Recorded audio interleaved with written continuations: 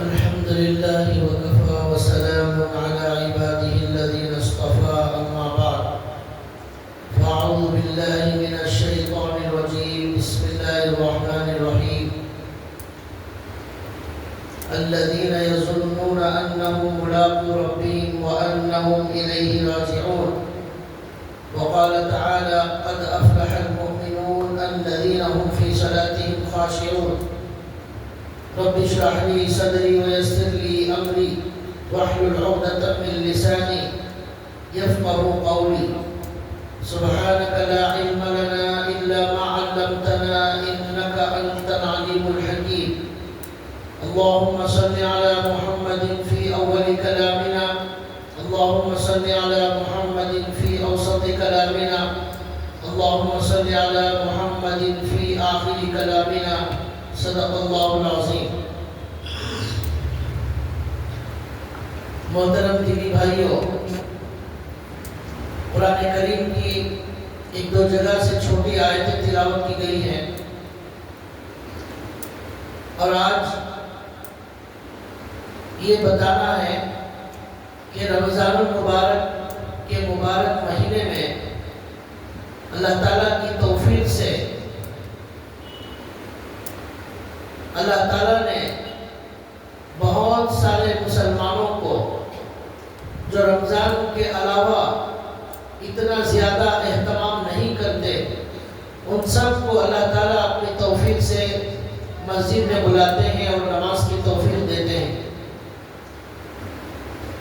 اب جب اللہ نے نماز کی توفیق دی ہے رمضان المبارک میں، تو ہمیں یہ کوشش کرنا چاہیے کہ رمضان المبارک کے مہینے میں خاص طور پر، ویسے تو ہمیشہ کرنا چاہیے لیکن خاص طور پر رمضان المبارک کے اندر یہ کوشش کرنا چاہیے کہ ہم جو بھی عبادت کریں، جو نماز پڑھیں، روزہ رکھیں یا زکوٰۃ دیں یا صدقہ دیں، تراویح پڑھیں، ان سب کو بہترین طریقے سے انجام دیں۔ نماز پڑھیں تو بڑی شاندار نماز پڑھنے کی کوشش کریں، زکوٰۃ دیں تو اس کو بھی ضائع ہونے سے بچا لیں۔ زکوٰۃ ضائع کیسے ہو جائے گی؟ جب زکوٰۃ میں دکھاوے کی نیت ہو جائے گی تو وہ زکوٰۃ ضائع ہو جائے گی، اس کا اجر ضائع ہو جائے گا۔ اسی طرح اللہ نے قرآن کریم میں فرمایا کہ اپنے زکوٰۃ اور صدقات کو احسان جتا کر باطل نہ کرو، عمل کو ضائع نہ کرو۔ تو معلوم ہوا کہ جب احسان جتا کر دیتے ہیں کسی غریب کو تو وہ عمل ضائع ہو جاتا ہے، اس کا اجر نہیں ملتا۔ اسی طرح روزہ ہے، اس کو بھی ضائع ہونے سے ہمیں بچانا ہے۔ روزے کے اندر کس طرح ہمیں روزے کی حفاظت کرنا ہے؟ حدیث میں آتا ہے کہ روزہ اس وقت کامل اور مکمل ہوتا ہے جب اس روزے میں جھوٹ نہ بولا گیا ہو، زبان کے گناہوں سے اپنے آپ کو بچاتے ہو، کانوں کے گناہ سے اپنے آپ کو بچاتے ہو، حرام لقمے سے اپنے آپ کو بچاتے ہو، لڑائی جھگڑے سے اپنے آپ کو دور رکھتے ہو، تب روزہ ہمارا شاندار اور جاندار ہو جاتا ہے۔ اگر گناہ ہوگا تو پھر ہمارا روزہ ضعیف اور کمزور ہو جائے گا۔ تو اس طرح رمضان المبارک کا آج کا پیغام یہ ہے کہ ہم اپنی عبادتوں کو شاندار بنائیں، بہترین عبادت کریں۔ ہم بہت ٹوٹی پھوٹی نماز پڑھنے والے، ٹوٹے پھوٹے روزہ رکھنے والے ہیں، صحابہ کے جیسا ہمارے پاس نہ ایمان ہے، نہ نماز ہے، نہ روزہ ہے۔ تو اب جب ہم تھوڑی بہت کوشش کر رہے ہیں تو ہم یہ کوشش کریں کہ ہم جو بھی کریں بہترین نماز پڑھنے کی کوشش کریں، بہترین روزہ رکھنے کی کوشش کریں، اور جو بھی زکوٰۃ دیں اس کے اندر بھی عمل کو ضائع ہونے سے بچائیں۔ خاص طور پر رمضان المبارک کے اندر بہت بڑی تعداد مسلمانوں کی مسجد کے اندر آتی ہے، تو ہم یہ کوشش کریں کہ ہماری نماز اللہ کو پسند آ جائے، ہمارا ذکر اللہ کو پسند آ جائے، ہمارا قرآن پڑھنا اللہ کو پسند آ جائے۔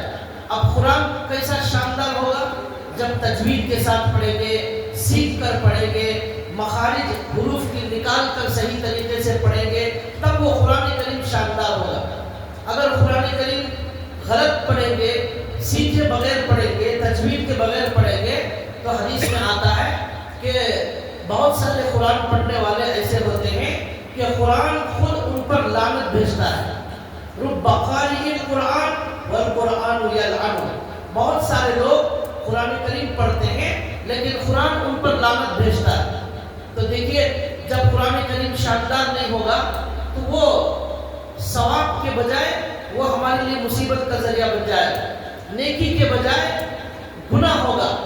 تو اس لیے قرآن کریم سیکھ کر پڑھیں، لیکن سیکھتے وقت کوشش کر رہے ہیں سیکھنے کی، اس سے پہلے غلط پڑھ رہے ہیں تو اس پر ثواب دیا جائے۔ کیوں دیا جائے گا؟ اس لیے کہ بندہ سیکھ رہا ہے، سیکھنا شروع کر چکا ہے، اب غلطیاں ہیں وہ سیکھنے کے بعد صحیح ہو جائے گی تو اس پر ثواب۔ لیکن ایک بندہ سیکھتا ہی نہیں، کوشش ہی نہیں کرتا، تب غلط پڑھتا ہے تو اللہ کے نبی نے فرمایا کہ قرآن لعنت کرتا ہے۔ تو لہذا قرآن کریم ہمارا جو بھی رمضان میں پڑھے بڑا شاندار پڑھنے کی کوشش کرے، نماز بھی شاندار، روزہ بھی شاندار، زکوٰۃ بھی شاندار۔ خاص طور پر نماز کے بارے میں اللہ کے نبی نے بہت ساری تعلیمات دی، قرآن میں بھی اللہ نے بہت ساری باتیں سکھائی۔ یہ بہت اہم مضمون ہے کہ ہم مسجد میں نماز پڑھنے کے لیے آ رہے ہیں، لیکن نماز کا پورا ثواب جو ملنا چاہیے تھا وہ ہمیں نہیں ملا۔ نماز پڑھ کر بھی نماز کے ثواب سے محروم ہو کر مسجد سے جا رہے ہیں، تو یہ کتنی بڑی ہماری بدنصیبی ہے۔ تو اس لیے یہ جاننا اور سمجھنا ضروری ہے کہ کیا کرنے سے ہماری نماز اللہ کے یہاں قبول ہوگی۔ نماز پڑھنا اصل نہیں ہے، نماز قبول ہونا اللہ کے دربار میں یہ اصل ہے۔ نماز پڑھ لینا کافی نہیں، نماز پر اللہ خوش ہو جائے یہ ہے اصل نماز کا حاصل، اور نماز کا مقصد یہ ہے۔ اگر اللہ خوش نہیں، اللہ کے رسول خوش نہیں اور قبول نہیں ہوئی تو پھر وہ پڑھنا اور نہیں پڑھنا دونوں برابر ہو گئے۔ تو اس لیے نماز کے لیے ہم نے وقت نکالا ہے، آ گئے ہیں مسجد کو، لیکن پھر بھی ہم ثواب سے محروم ہو جائے تو یہ ہماری بڑی محرومی کی بات ہوگی۔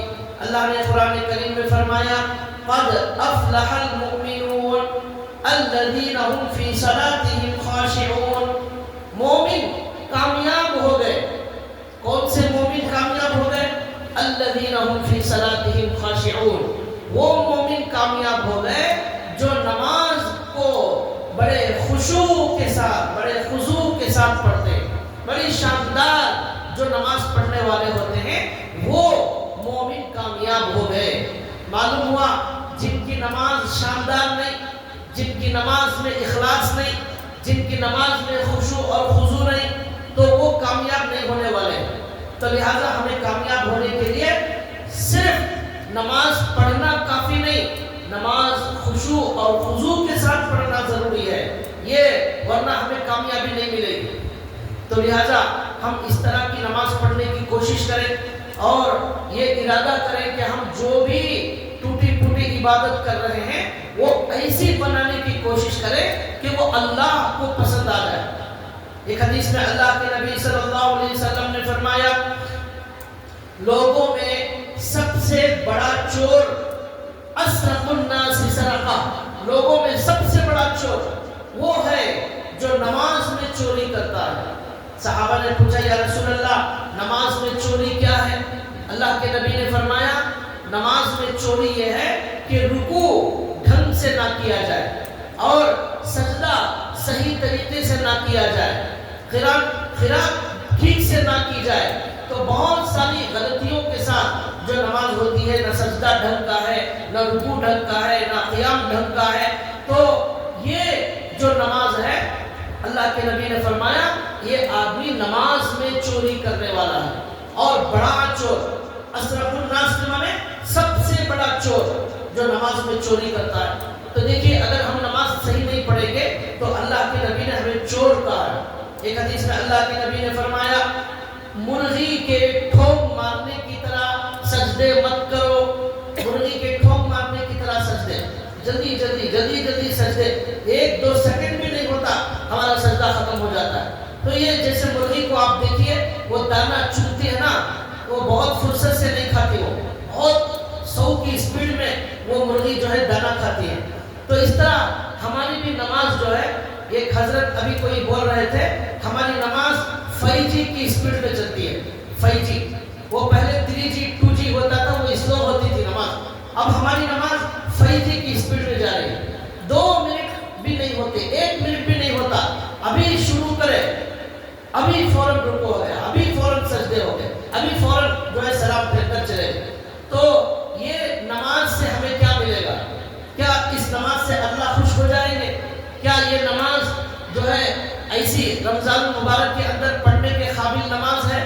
اس پر ہمیں غور کرنا ہے، جائزہ لینا ہے۔ کبھی کبھی غفلت ہو جاتی ہے، نماز کو نماز کی طرح پڑھیے۔ ہمارے نبی نے یہ سب سکھایا ہے۔ کیا کیا سکھایا ہمارے نبی نے؟ سب کچھ سکھایا۔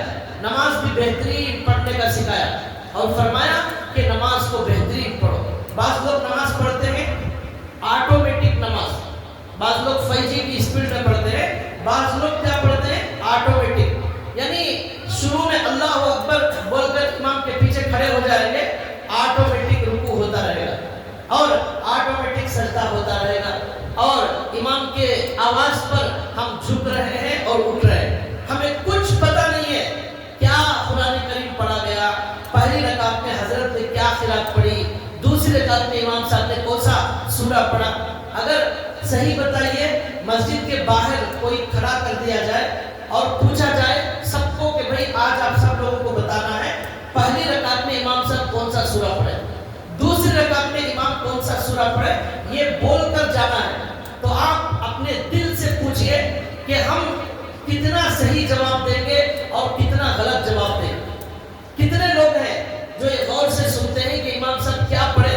پہلے تو ہم قرآن ہی نہیں کھولتے، قرآن پڑھتے ہی نہیں ہیں، تو ہمیں معلوم ہی نہیں ہے کہ سورہ رحمان میں کیسی آیتیں ہوتی ہیں، سورہ یاسین میں کیسی آیتیں ہوتی ہیں، اور کیا گئے اما یتساءلون میں کون سا سورہ ہے، کون سی، یہ تو ہمیں معلوم نہیں۔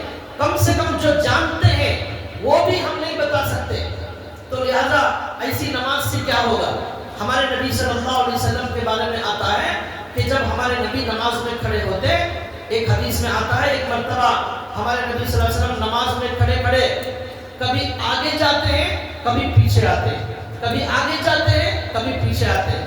صحابہ نے پوچھا یا رسول اللہ یہ کیا ہوا، آج ہم نے نماز میں نئی چیز دیکھی، آپ کبھی آگے جاتے ہیں کبھی پیچھے آتے ہیں۔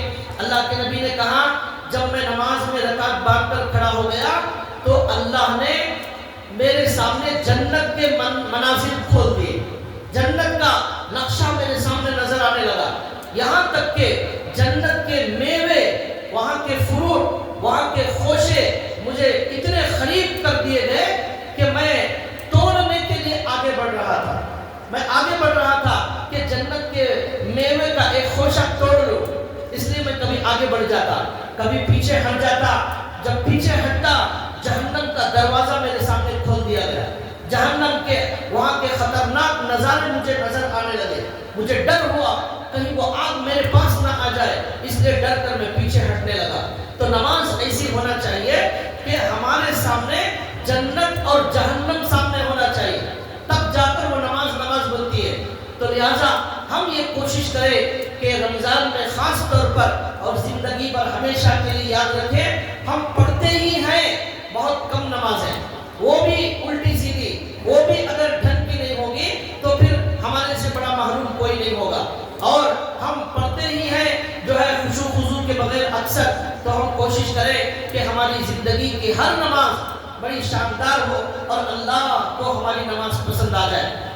ایک حدیث میں اللہ کے نبی صلی اللہ علیہ وسلم نے فرمایا کہ ایک حدیث میں آتا ہے ایک صحابی آئے، اللہ کے نبی بیٹھے ہوئے مسجد میں، دیکھو ہمارے نبی نماز کیسا سکھاتے ہیں، تو ایک ہمارے نبی بیٹھے ہوئے ایک صحابی آئے، آ کر نماز پڑھنے لگے، اللہ کے نبی صلی اللہ علیہ وسلم ان کی نماز کو دیکھ رہے ہیں، ان کی نماز ختم ہو گئی، اللہ کے نبی نے ان کو بلایا اور بلا کر کہا قم فصلی فإنک لم تصلی، جاؤ دوبارہ نماز پڑھو، تم نے نماز نہیں پڑھی ہے، قم فصلی فإنک لم تصلی، تم نے نماز نہیں پڑھی ہے، اس لیے جا کر دوبارہ نماز پڑھو۔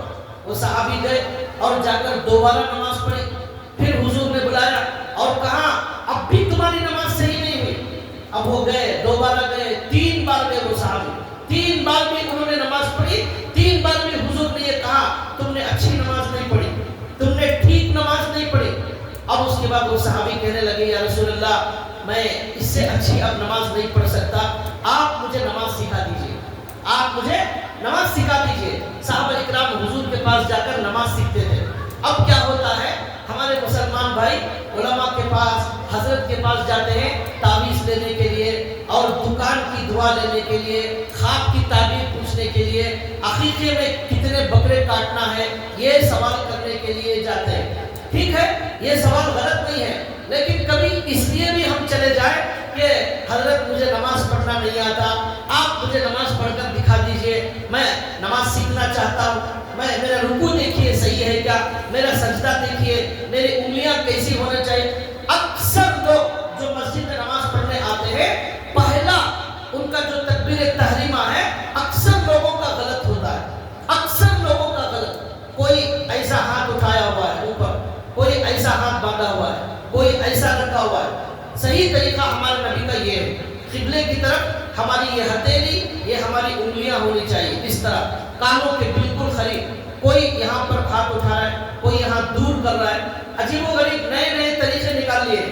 نماز اسی وقت نماز ہوگی جب ہمارے نبی کے سکھائے ہوئے طریقے پر ہوگی. اگر ہمارے نبی کے طریقے سے ہٹ کر ہوگی وہ نماز نہیں کچھ اور ہوگی وہ. تو بھائیو ہم زندگی کا اتنا عرصہ گزار چکے لیکن ہمیں تکبیر تحریمہ بھی نہیں آیا, تو پھر ہم کیا نمازی بنے. رکوع میں ہماری انگلیاں کھلی ہونی چاہیے, سجدے میں انگلیاں بند ہونی چاہیے, کوہنیاں زمین پر نہیں لگنا چاہیے. بہت سارے لوگ زمین پر یہ کوہنیاں لگا دیتے, پیٹ کو یہ لگا دیتے, پیٹ سے یہ الگ ہونا چاہیے, رانوں سے الگ ہونا چاہیے. اور چھوٹا کوئی خرگوش کے جیسا یا چھوٹی بکری اگر گزر جائے تو گزر جانا چاہیے, اتنا گیپ ہمارے سجدے میں ہونا چاہیے. یہ ہمارے نبی صلی اللہ علیہ وسلم نے سکھایا. رکوع بالکل سیدھا ہونا چاہیے, کمر کوئی ایک پانی کی کوئی چیز رکھ دی جائے تو وہ گرنا نہیں چاہیے, اس قدر سیدھا ہونا چاہیے رکوع. اور رکوع میں بہت سارے لوگوں کے ہاتھ اس طرح فولڈ ہو جاتے ہیں, ہاتھ بالکل سیدھے, رکوع میں ہاتھ بالکل سیدھے ہونے چاہیے, ایسا فولڈ نہیں ہونا چاہیے. ایسی بہت ساری غلطیاں ہم نماز کے اندر کرتے ہیں. بھائیو یہ سب چیزیں سیکھنے کی ہیں, ہمارے نبی سے صحابہ سیکھتے تھے, آپ بھی علماء اکرام سے سیکھیں, امام صاحب سے سیکھیں, اور آپ اپنی مسجد کے جو علماء موجود ہیں ان کے پاس جائیں اور سیکھیں, وقت نکالیں. ایک آدھا گھنٹہ 1 گھنٹہ اگر آپ نماز سیکھ لیں گے پوری زندگی کے لیے آپ کی نماز صحیح ہو جائے گی. لیکن وہ آدھا گھنٹہ بھی ہم جا کر سیکھنے کے لیے تیار نہیں. تو دیکھیے ہمارے نبی سے صحابی نے کہا یا رسول اللہ اب اس سے اچھی نماز میں نہیں پڑھ سکتا, آپ پڑھ کر بتا دیجئے. اب ہمارے نبی نے کھڑے ہو کر ان کو نماز پڑھ کر بتایا, اور ہمارے نبی کو حضرت جبریل نے بتایا. ہمارے جب نماز فرض ہو گئی اللہ نے حضرت جبریل کو بتایا, سکھایا کہ نماز کیسی پڑھنا ہے. حضرت جبریل آئے اور اللہ کے نبی کو نماز پڑھ کر بتایا کہ اس طرح نماز پڑھنا ہے. ہمارے نبی صلی اللہ علیہ وسلم حضرت جبریل کے پیچھے نماز پڑھتے تھے. شروع میں 1-2 دن نماز سکھانے کے لیے حضرت جبریل آئے, پھر ہمارے نبی نے ان سے سیکھ کر ساری امت کو بتایا. اسی طریقے پر ہمیں نماز پڑھنا ہے. سجدے کے اندر ہماری نگاہ کہاں ہونا چاہیے وہ بھی ہمارے نبی نے بتایا. رکوع میں ہمیں کہاں دیکھنا چاہیے وہ بھی ہمیں بتایا. نماز میں 2 چیزیں ہیں, ایک خضوع اور ایک کا نام ہے خشوع. اسی کو بولتے ہیں خشوع, خضوع ہونا چاہیے. خضوع کے معنی آتے ہیں ہمارے اعضاء اللہ کے سامنے جھک جائے, یعنی ہماری آنکھیں برابر ہو, ہمارے ہاتھ برابر ہو, انگلیاں برابر ہو, ہماری کمر برابر ہو, ہمارے ہاتھ پیر برابر ہو, اعضاء اللہ کے سامنے جھک جائے, یہ ہے خضوع. اور ایک ہے خشوع. خشوع کے معنی آتے ہیں ہمارا دل اللہ کے سامنے جھک جائے, ہمارے دل میں کوئی خیال نہ ہو, صرف اللہ کا خیال ہو, اللہ کی طرف ہماری توجہ ہو, اللہ کی قدرت پر غور کی جائے, اس کی بڑائی, اس کی جلالت, اس کی شان, اس کی شوکت پر غور کیا جائے, تب یہ خشوع دل اللہ سے مل جائے, اللہ سے ہمارا کنیکشن جڑ جائے. ایسی نماز ہماری ہونی چاہیے, ورنہ اللہ کے نبی صلی اللہ علیہ تو وہ صحابی کی بات میں نے کہا، ہمارے نبی نے اٹھ کر کھڑے ہو کر وہ صحابی کو نماز سکھائی۔ اب ہمارے نبی نے بڑے اطمینان کے ساتھ قیام کیا، بڑے اطمینان کے ساتھ رکوع کیا، بڑے اطمینان کے ساتھ رکوع کے بعد کھڑے ہوئے، اس کے بعد بڑے اطمینان کا سجدہ کیا۔ اس طرح ہمارے نبی نے ان کو نماز سکھائی۔ اب بتایا اس طرح نماز پڑھی جاتی ہے۔ تو بھائیو، اللہ کے نبی نے کیا فرمایا؟ نماز صحیح نہیں پڑھنے والا نماز کا چور ہے۔ اور کیا فرمایا؟ مرغی کی طرح ٹھوک نہ مارو۔ اور ایک حدیث میں آتا ہے، اللہ کے نبی نے فرمایا، جس آدمی کی نماز اس کو برائیوں سے دور نہ کرے، گناہوں سے نہ بچائے، وہ نماز اللہ سے دوری کا ذریعہ بن جاتی ہے۔ وہ اللہ سے قریب نہیں ہوتا، اللہ سے اور دور ہونے لگتا ہے۔ مطلب یہ ہے کہ جو نمازی ہوتا ہے وہ گناہوں سے بچتا ہے۔ جو نمازی ہوتا ہے وہ آنکھ کا گناہ نہیں کرتا، وہ گندی گالی نہیں دیتا، وہ جھوٹ نہیں بولتا، وہ غیبت نہیں کرتا، وہ دھوکہ نہیں دیتا۔ اس لیے کہ اللہ نے قرآن میں فرمایا، ان الصلاۃ تنہی عن الفحشاء والمنکر، نماز انسان کو برائیوں سے روکتی ہے۔ نمازی جب نمازی نماز پڑھتا ہے وہ برائیوں سے بچ جاتا ہے، نماز اسے روکتی ہے۔ لیکن کون سی نماز روکتی ہے؟ جو نماز ہو وہ نماز برائیوں سے روکتی ہے۔ ہم تو نماز ہی نہیں پڑھتے، اس لیے ہماری نماز ہمیں برائیوں سے نہیں روکتی۔ تو اللہ کے نبی نے فرمایا، جو آدمی نمازی گناہوں سے نہ بچتا ہو وہ آدمی اللہ سے اور دور ہو جائے گا، اللہ سے قریب نہیں، اللہ سے اور دور ہو جائے گا۔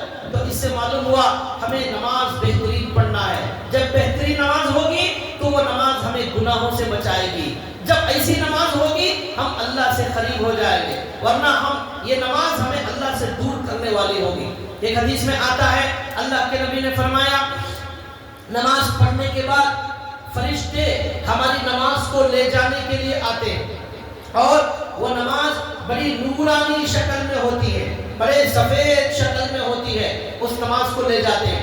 جو شاندار نماز ہوتی ہے وہ ایسی ہوتی ہے۔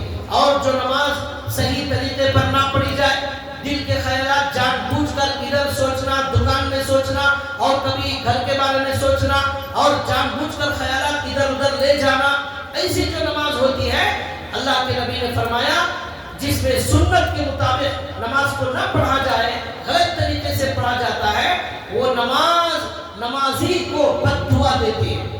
وہ نمازی کو بد دعا دیتی ہے۔ کیا بولتی ہے؟ اچھی نماز ہمیں دعا دیتی ہے۔ کیا دعا دیتی ہے؟ حفظک اللہ کما حفظتنی، اللہ تمہاری حفاظت کرے جیسے تم نے میری حفاظت کی، یہ نماز دعا دیتی ہے۔ اور جو نماز ہم نے صحیح نہیں پڑھی وہ بد دعا دیتی ہے، وہ کہتی ہے ضیعک اللہ کما ضیعتنی، اللہ تجھے ضائع کر دے جیسے تو نے نماز کو ضائع کر دیا۔ یہ نماز کی بد دعا۔ ہم مسجد میں آ رہے ہیں دعا لینے کے لیے، اللہ کی رحمت لینے کے لیے، اللہ کی برکت لینے کے لیے، اب نماز کی بد دعا لے کر جائیں گے، اللہ کی رحمت کہاں ملے گی؟ اللہ کی برکت کہاں ملے گی؟ تو لہٰذا بھائیو، یہ بڑا مسئلہ ہے، معمولی مسئلہ نہیں۔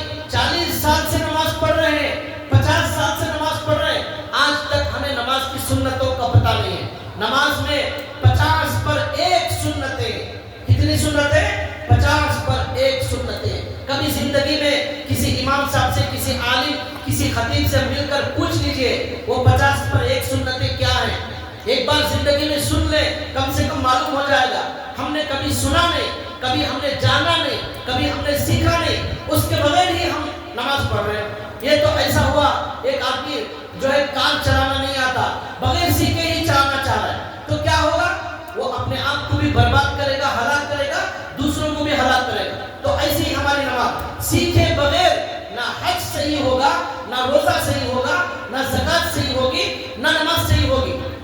تو نماز سیکھے بغیر ہم زندگی میں پڑھ رہے ہیں، اس لیے بھائیوں بڑے اہتمام کے ساتھ یہ فیصلہ کریں کہ ہمیں نماز سیکھ کر بہترین نماز پڑھنا ہے، نماز کی بد دعا سے بچنا ہے۔ یہ اللہ کے نبی صلی اللہ علیہ وسلم نے فرمایا۔ اب ہمارے نبی نے یہ بھی سکھایا ہے کہ نماز کو شاندار بنانے کے لیے کیا کرنا چاہیے۔ اللہ کے نبی صلی اللہ علیہ وسلم نے فرمایا، سب سے پہلی بات اللہ کے نبی نے یہ سکھائی کہ جب تم نماز میں کھڑے ہو جاؤ، یہ نیت کرو، یہ سوچو کہ ہو سکتا ہے یہ میری زندگی کی آخری نماز ہو سکتا ہے کہ میرے پاس عصر تک کا وقت موجود نہیں ہے، ہو سکتا ہے مغرب میں میرا انتقال ہونے والا ہو سکتا ہے عشاء میں میرا جنازہ اٹھنے والا ہو، اور میرے پاس زندگی میں صرف اب ایک ہی نماز باقی ہے، اب اس کے بعد مجھے زندگی میں نماز پڑھنے کا موقع نہیں ملے گا۔ تو اب سوچئے ہمارے نبی نے سکھایا کہ ایسی نماز پڑھو جیسا کہ تمہاری زندگی کی آخری نماز، اب اس کے بعد پھر کبھی موقع نہیں ملے گا۔ اب تک کی نمازیں معلوم نہیں قبول ہوئی ہے یا نہیں ہوئی ہے، کم سے کم یہ نماز میں اچھی پڑھوں، اللہ کو یہ نماز میری پسند آ جائے، ایسی نماز پڑھو، ورنہ میں خالی ہاتھ جاؤں گا اللہ کے دربار میں۔ یہ سوچ کر جب پڑھے گا تو اس کی نماز شاندار ہو جائے گی، اس کی نماز جاندار ہو جائے گی، اس کے اندر جان آ جائے گی۔ تو بھائیوں، یہ ہمارے نبی نے سکھایا، یہ تصور کرنا ہے کہ یہ ہماری نماز آخری نماز ہے، اس لیے مجھے بہترین نماز پڑھنا ہے، بڑی شاندار نماز پڑھنا ہے۔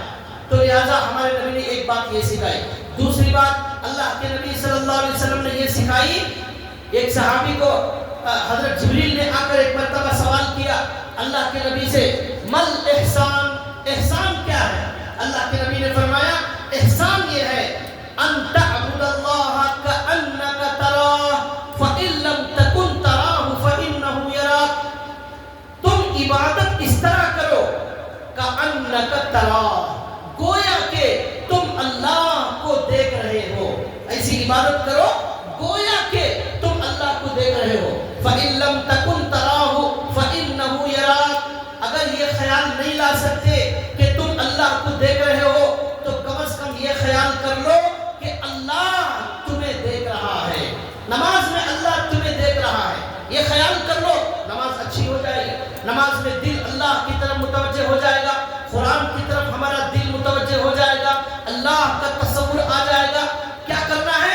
یہ سوچنا ہے کہ میرا اللہ مجھے دیکھ رہا ہے۔ قرآن کریم میں ایک جگہ اللہ نے فرمایا وَتَقَلُّبَكَ فِي السَّاجِدِينَ، اے نبی آپ جب سجدے کرنے والوں میں اٹھتے ہیں اور بیٹھتے ہیں، سجدہ کرتے ہیں، تو اللہ نے کہا کہ اللہ تمہیں دیکھ رہا ہوتا ہے، اللہ تمہیں سجدے میں بھی دیکھ رہا ہے، اللہ رکوع میں دیکھ رہا ہے، اللہ قیام میں تمہیں دیکھ رہا ہے۔ تو اللہ جب دیکھ رہے ہیں تو اس اللہ کے دربار میں کھڑے ہو کر الٹی سیدھے باتیں سوچنا، حساب کتاب کرتے رہنا، نماز میں دکان کا خیال کرنا، کپڑوں کا خیال کرنا، شاپنگ کا خیال کرنا، یہ نماز کو برباد کرنے والی چیز۔ کس کے دربار میں ہم کھڑے ہوئے ہیں؟ کس شہنشاہ کے دربار میں کھڑے ہوئے؟ کس احکم الحاکمین کے دربار میں کھڑے ہوئے؟ وہ بادشاہوں کا بادشاہ، وہ آسمانوں کا بنانے والا، وہ زمین کا بنانے والا، وہ انسان کو پیدا کرنے والا، وہ رزق دینے والا، وہ سارے بڑوں کا سب سے بڑا، اس کے دربار میں کھڑے ہوئے ہیں، لیکن خیال اس کا نہیں ہے، بلکہ جو ہے خیال الٹی سیدھی چیزوں کا، دنیا کا خیال ہے۔ تو اللہ کے نبی نے کہا ایسا تصور کرو کہ گویا تم اللہ کو دیکھ رہے ہو، اور اللہ نے قرآن میں کہا وَتَقَلُّبَكَ فِي السَّاجِدِينَ، اللہ سجدے میں بھی ہمیں دیکھتے ہیں، رکوع میں بھی ہمیں دیکھتے ہیں۔ ایک حدیث یاد آ گئی، اللہ کے نبی صلی اللہ علیہ وسلم نے نماز سلام پھیرنے کے بعد ہمارے نبی نے ایک صحابی کو بلایا، پیچھے ایک صحابی، او بھائی صاحب آؤ سامنے آؤ، پیچھے والے کو بلایا ہمارے نبی نے، اور بلا کر کہا غصے سے، کیا کہا؟ الا تتقی اللہ کیف تصلی، اللہ کا ڈر نہیں، کیسے نماز پڑھتے ہو؟ اس طرح ہمارے نبی نے ذرا غصے میں کہا الا تتقی اللہ، کیا اللہ کا ڈر نہیں ہے؟ کیف تصلی، کیسے نماز پڑھتے ہو؟ پھر حضور نے کہا یہ مت سمجھنا کہ میں سامنے ہی دیکھ رہا ہوں، پیچھے کا مجھے علم نہیں ہے، ایسا مت سوچنا، مجھے سامنے کا بھی دکھتا ہے اور پیچھے کا بھی نظر آتا ہے، پیچھے کے بھی حالات معلوم ہے، کون کیسی نماز پڑھ رہا ہے وہ بھی مجھے معلوم ہے۔ تو دیکھیے جب ہمارے نبی کو بھی نمازی کا علم ہوتا ہے، نمازیوں کا علم ہوتا ہے، تو پھر اللہ کو کیسے علم نہیں ہوگا؟ اللہ تو علام الغیوب ہے، سب جاننے والے۔ ہمارے نبی کو معلوم ہو گیا کہ ایک صحابی نے پیچھے صحیح نماز نہیں پڑھی، ان کو بلا کر ہمارے نبی نے کہا اللہ سے ڈرو، اچھی نماز پڑھو، تو اللہ کو تو اور زیادہ معلوم ہے۔ تو اس لیے یہ خیال کرنا چاہیے میرا اللہ مجھے دیکھ رہا ہے، میں اللہ کے دربار میں کھڑا ہوا ہوں۔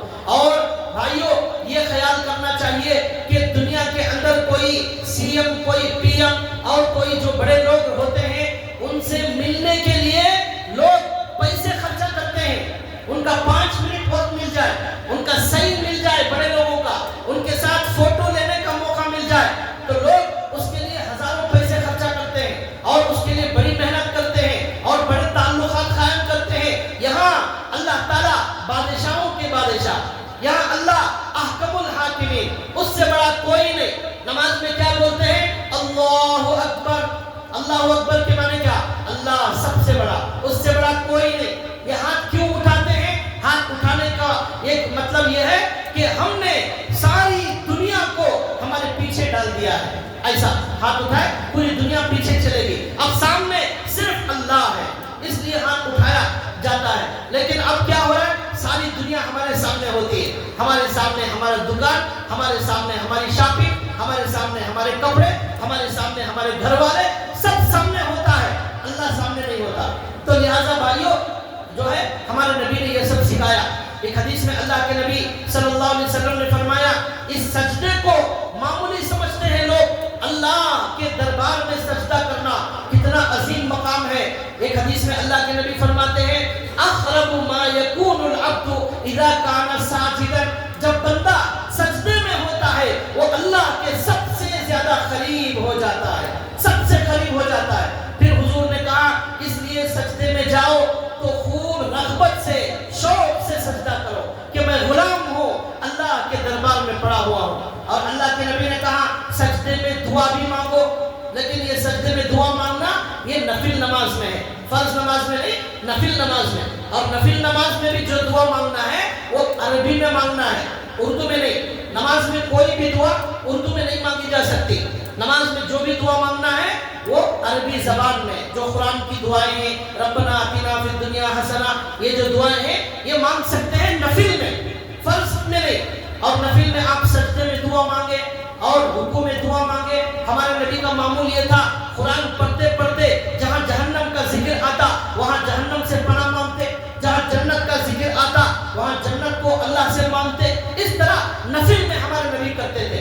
تو بتانا یہ ہے اللہ کے نبی نے فرمایا سجدے میں بندہ اللہ کے سب سے زیادہ قریب ہو جاتا ہے. یہ سجدہ بہت عظیم عبادت ہے. ایک حدیث میں اللہ کے نبی نے فرمایا کہ جب بندہ سجدے میں سر رکھتا ہے وہ سر اللہ کے قدموں کے درمیان رکھتا ہے. الساجد یسجد بین قدمی الرحمن، رحمان کے قدموں کے درمیان بندہ اپنا سر رکھ دیتا ہے. تو کتنا عظیم مقام ہے. سر تو رحمان کے قدموں میں ہے، دماغ ہمارا دکان میں ہے. دکان جو ہے ہمارا دماغ ہے گھر میں ہے، دنیا میں ہے، اور دنیا کی چیزوں میں دماغ ہے. سر ہمارا اللہ کے قدموں میں ہے. تو یہ کتنی بڑی توہین ہوگی. آپ کسی بڑے آدمی سے ملنے جائیں، کسی سی ایم پی ایم سے ملنے جائیں، 5 منٹ کا وقت ملے، اس 5 منٹ کے وقت میں آپ اس سے بات کرنے کے بجائے فون میں بات کر رہے ہیں، فون میں میسج کر رہے ہیں. وہ سامنے سی ایم صاحب پی ایم صاحب آپ سے بات کر رہے ہیں اور آپ کیا کر رہے ہیں؟ فون میں میسج کر رہے ہیں اور گھر والوں کو کال کر رہے ہیں. یہاں سی ایم صاحب آپ سے بات کرنے کے لیے وقت میں بیٹھے ہوئے. تو کتنی بڑی گستاخی ہوگی. اس طرح اللہ نے ہمیں وقت دیا اپنے دربار میں آنے کا. اللہ ہماری طرف متوجہ ہے اور ہم دوسری طرف متوجہ ہیں. تو یہ اللہ کی جو ہے گستاخی ہے، یہ اللہ کی بے ادبی ہے کہ ہم کسی اور کی طرف ہم متوجہ ہو جائیں. ایک جگہ اللہ نے کہا اقم الصلاۃ لذکری، نماز قائم کرو لذکری، مجھے یاد کرنے کے لیے. مجھے یاد کرنے کے لیے نماز کیا ہے؟ اللہ کو یاد کرنے کے لیے پڑھی جاتی ہے. نماز اللہ کو یاد کرنا ہے. یہاں کھڑے ہو کر یہ سوچنا ہے کہ میں اس اللہ کے دربار میں کھڑا ہوا ہوں جس نے مجھے پیدا کیا، جس نے میرے اندر روح ڈالی، جس نے میری آنکھیں بنائی، جس نے میرا دل بنایا، جو مجھے کھلانے والا، جو مجھے پلانے والا، جو مارنے والا، جو زندہ کرنے والا، جو بارش برسانے والا، اتنا عظیم خدا، اس کے دربار میں، اس کے سامنے میں کھڑا ہوا ہوں. اب عاجزی کے ساتھ اللہ کی طرف متوجہ ہو کر اس تصور کے ساتھ جب بندہ نماز پڑھے گا تو بھائیو وہ نماز بن جاتی ہے. وہ نماز ہمیں گناہوں سے روکتی ہے. اور قرآن کریم میں اللہ نے جگہ جگہ کہا اقیم الصلاۃ، اقیم الصلاۃ، اقیم الصلاۃ. نماز قائم کرو. نماز قائم کب کرنا ہے؟ کیسے ہوتی ہے؟ جب نماز کو سنت کے مطابق پڑھیں گے، خشوع کے مطابق پڑھیں گے، خضوع کے مطابق پڑھیں گے تو وہ نماز قائم کرنا ہے. تو اس طرح اللہ نے ہمارے نبی نے سکھایا.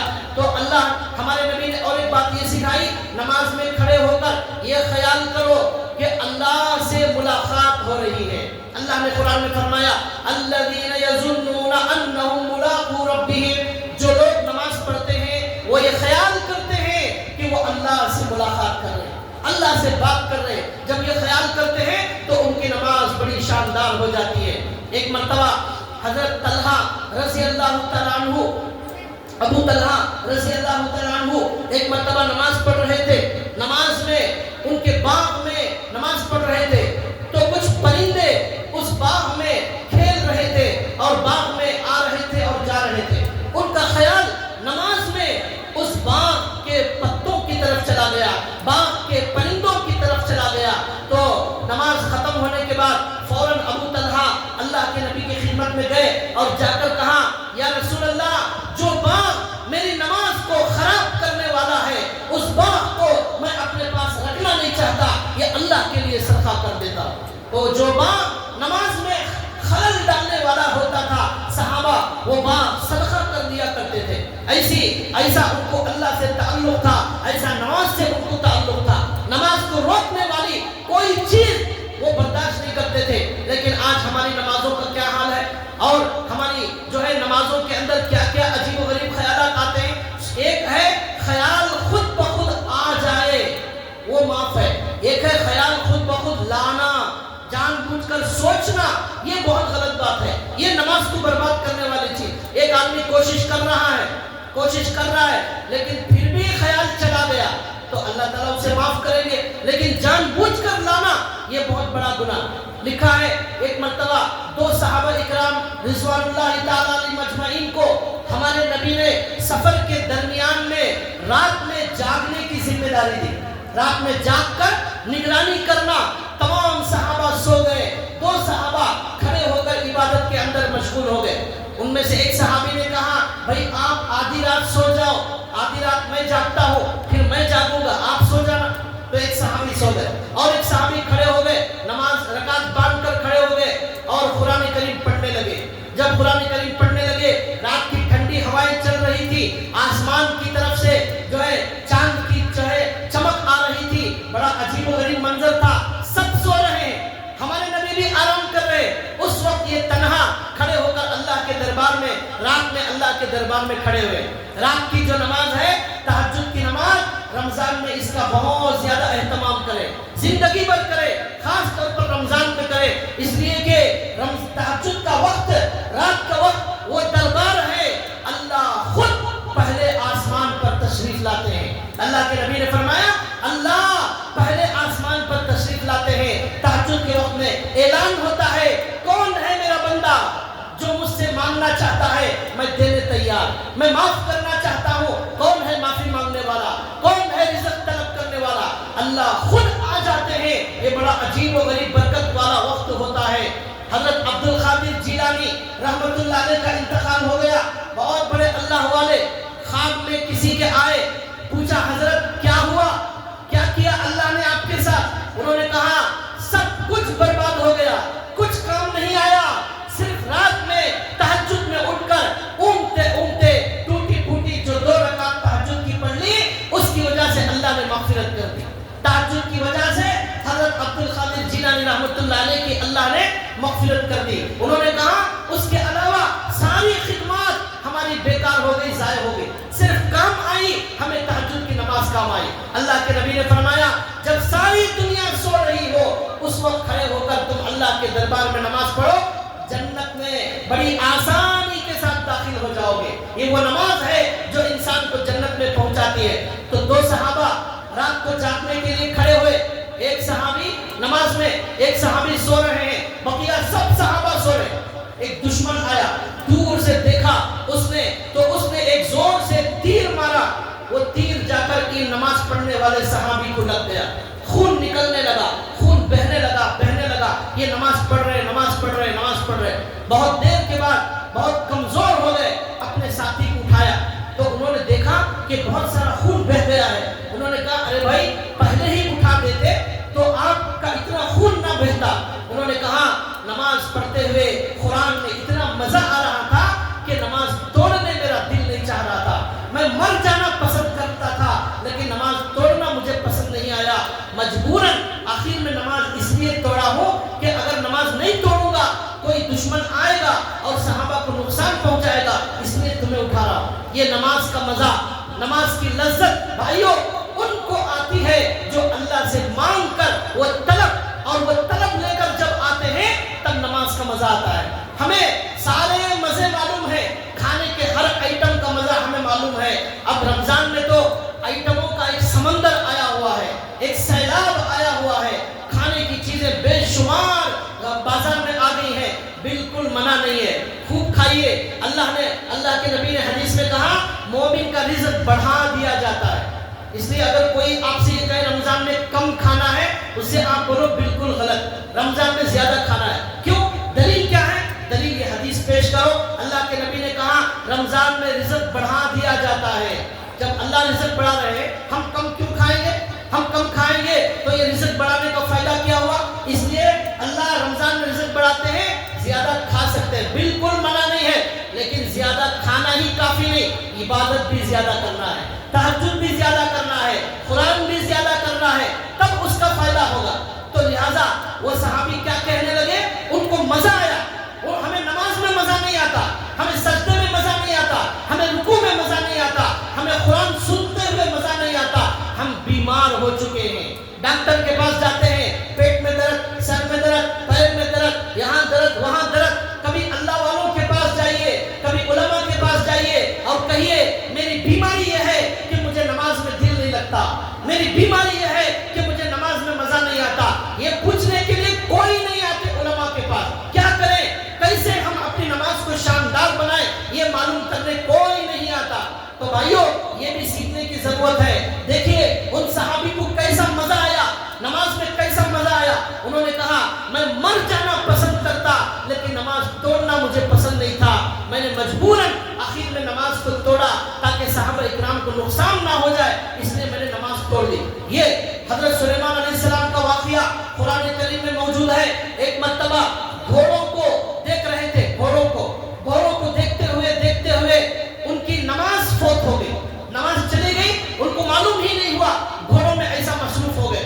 تو اللہ نے 23ویں پارے میں فرمایا کہ اب یہ ہو گیا کہ سورج ہی غروب ہو گیا, عصر کی نماز جو ہے وہ ان کی فوت ہو گئی. بعض لوگ کہتے ہیں کہ فرض نہیں بلکہ نفل نماز میں تاخیر ہو گئی تھی. بہرحال گھوڑوں میں مصروف ہونے کی وجہ سے نماز میں تاخیر ہو گئی. تو اس کے بعد جب ان کو احساس ہوا تو انہوں نے اپنے سارے گھوڑوں کو اللہ کے راستے میں قربان کر دیا, سارے گھوڑوں کو قربانی دے دی انہوں نے. اب اس کے بعد اس کی وجہ سے اللہ نے کیا کیا, اب سواری کے لیے گھوڑے نہیں ہیں, سب قربان کر دیے.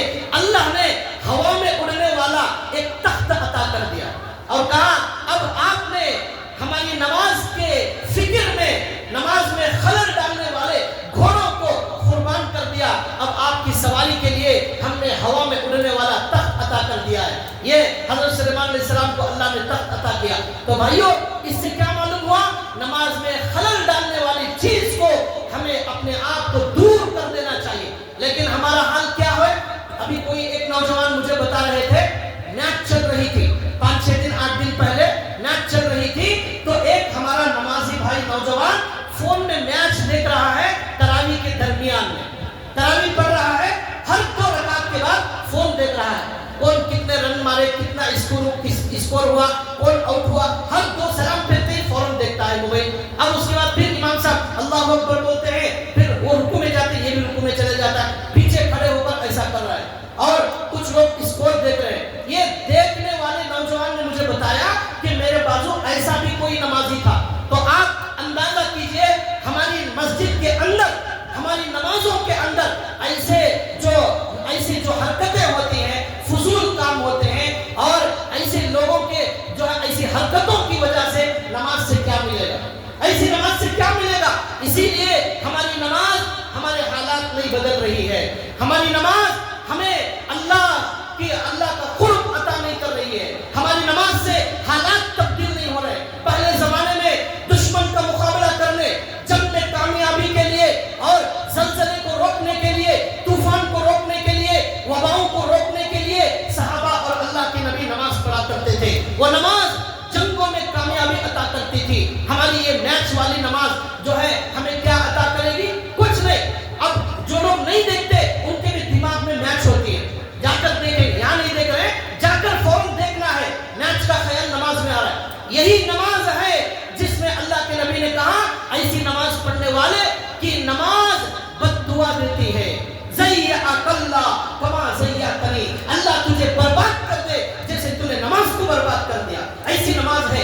میچ والی نماز. ابھی IPL آنے والا ہے, میچوں کا IPL, اس کے اندر بھی یہی تماشے بہت سارے لوگ کرتے ہوئے نظر آتے ہیں. نماز میں نہیں تو بھی وہ ایسی چیز ہے, روزے میں بھی اپنا وقت میچوں میں ضائع کرنے کے بجائے بھائیوں قرآن کریم پڑھنے کے لیے لگائے. 11 مہینے ہم سب یہی کرتے رہے. یہ مہینہ ہمیں اللہ کے قریب کرنے کے لیے آیا ہے, یہ مہینہ ہماری آخرت بنانے کے لیے آیا ہے.